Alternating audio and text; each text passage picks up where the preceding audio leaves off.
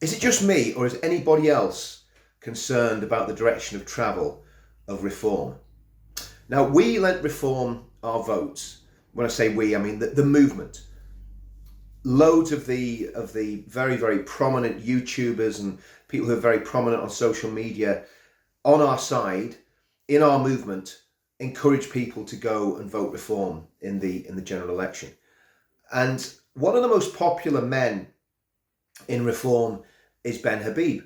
He's a English Pakistani businessman, very successful, very articulate, gets what's going on, gets the problems in the country, and has been taking a stand. Actually, specifically in the case of Northern Ireland over the protocol, which was a total betrayal of the people of Northern Ireland. Don't have to talk about that in this video because I want to keep it brief. But Ben Habib is a good man. And I spoke to Lord Pearson about Ben Habib several months ago, and Lord Pearson said he's the real deal. He's a patriot, loves the country, and he's the sort of man that you want in politics. Now, he has been unceremoniously dumped from the Reform Party.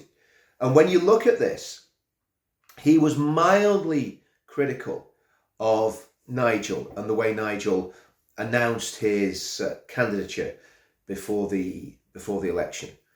And he'd said a couple of things that were possibly going against the grain of reform. But in a party, that's meant to be the way it works. It's meant to be, you're meant to be able to discuss these things publicly. And what it seems to me is we seem to be getting a very, very managerial and dictatorial pattern growing up in reform. Now, the Richard Tice, a very successful businessman. Zia Youssef, very successful businessman. Ben Habib, very successful. David Bull, who was the deputy leader, very successful broadcaster, and as far as I know, he's a medical doctor as well. So there's some real talent at the top of the Reform Party, and of course Nigel Farage, fantastic orator, very, very able politician. But what seems to have happened since the election is they're doubling down in a way that is not healthy. Because if Ben Habib was let's just say a slightly dissident voice, somebody that's calling people into reform to account, then that should be encouraged and shouldn't be stifled. And the issue is nobody knows what happens within that inner circle. So basically what you've got is Richard Tice and Nigel running the party. And now this guy, Zia Youssef, I'm going to talk about him in a minute. Zia Youssef comes in and he's immediately made chairman, and it seems to be because he got his checkbook out. So what does that say about the decision-making process in the party and the accountability? And, the other thing is, and everybody that was at the 1st of June demonstration, I'm talking the influencers, I'm talking about, well, I'm not going to name them, but all the influencers that I've spoken to, and certainly name Gerard Batten, because Gerard Batten's convinced this happened, believe that Nigel announced that he was going to be a candidate after seeing the massive turnout that we had on the 1st of June.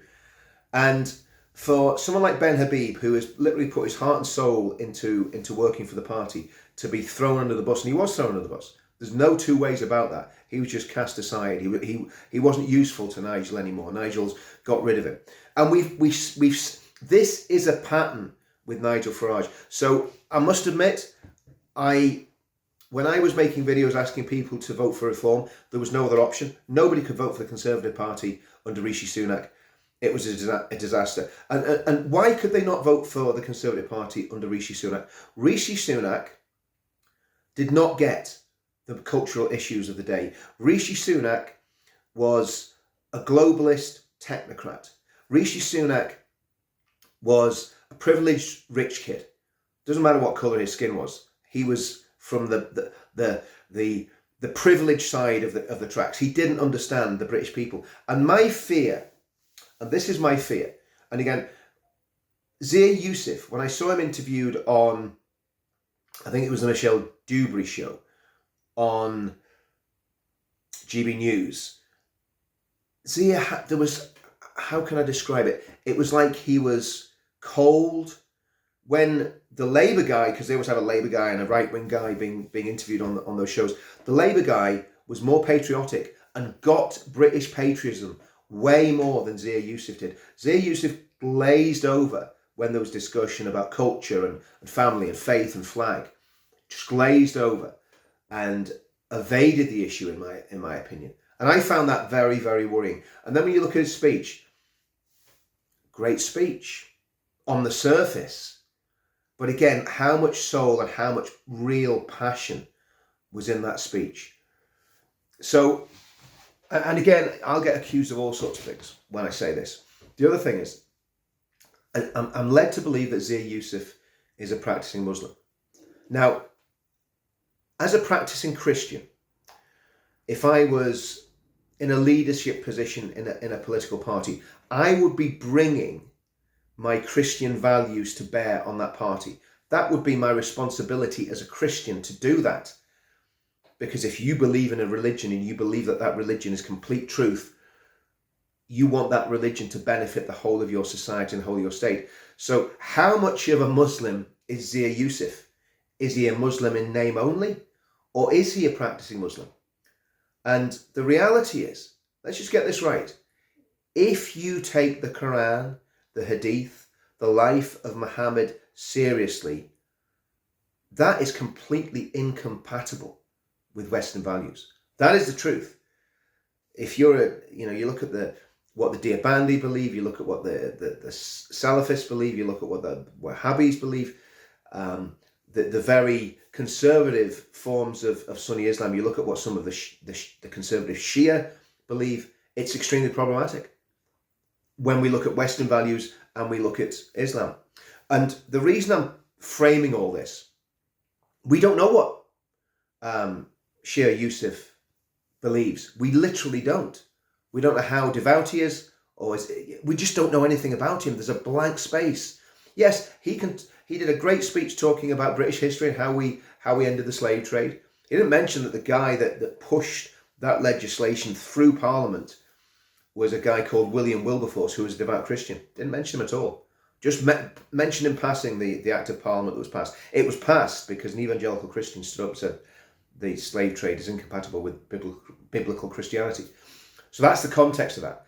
So, and this is the problem that I have. And again, I'm going to get accused of all sorts for making this video, being a bigot and narrow-minded and all the rest of it. But the reality is, to fully understand British values, can you be a person that has lived in an elite environment, that has been in an elite school, an elite business environment, and this just doesn't apply to Shia. This applies to all the other elites that are parachuted into Parliament. What we need in power are real people who understand what it is to suffer, what it is to struggle, but also understand the deep sense of love and patriotism for our great country. And I'm very concerned about this, very, very concerned about this, because we don't know who Shia Yusuf is. And if that is meant to be the representation on the right, and from what we hear, because he's got his checkbook out, Nigel is now, I was going to use the term grooming, it's not the right word to use, is lining Shia Yusuf up to be his successor as leader of the Reform Party. I think that's very troubling. And for people like Ben Habib, I mean, Ben I think is a bit younger than Nigel, I think he's about my age. For people like Ben Habib to be in a situation where they're just literally pushed aside because this young gun's come in with a big fat checkbook and a bit and quite a smooth bit of patter, I think is worrying. So we lent our vote to you, Nigel. We lent a vote to the Reform Party. It was a loan. And as the weeks go on, and I think a big acid test of what happens with Reform is, will they come to our event, it's not a demonstration, will they come to our event on the 27th of July and stand with us as we stand against all the injustices that are going on in the country, as we stand for a true patriotism that is based on faith, family and flag? Will the Reform Party come and stand with us in our movement? Because I believe our movement will be bigger than the Reform Party. when we really get going, if we're not completely stifled by the state, which is another problem that we're facing. So yeah, concerned about what's happening in reform. When I say we collectively lent reform our vote. We must hold reform to account. And I will hold Nigel's feet to the fire. Every time I see something going wrong, I will speak out about it. Not that I'm a big voice, not that I have a big platform, because I don't. I've got a big gob, and I'm not afraid to say what I think's right and what's true. But there are a lot of people think like me and don't want to say it, because obviously they've got a lot more at stake. I have nothing to lose in saying what I'm saying. I have nothing to lose in standing up as a patriot in this country. So I will say whatever I want to say. And at the moment, what I'm saying is there are red flags about reform. There always were. There were always red flags with Nigel. And I said that from the beginning. If you watch my videos from when Nigel announced to the end, I said, look, vote for reform. Try your best to keep Labour out. There was only one direction to travel.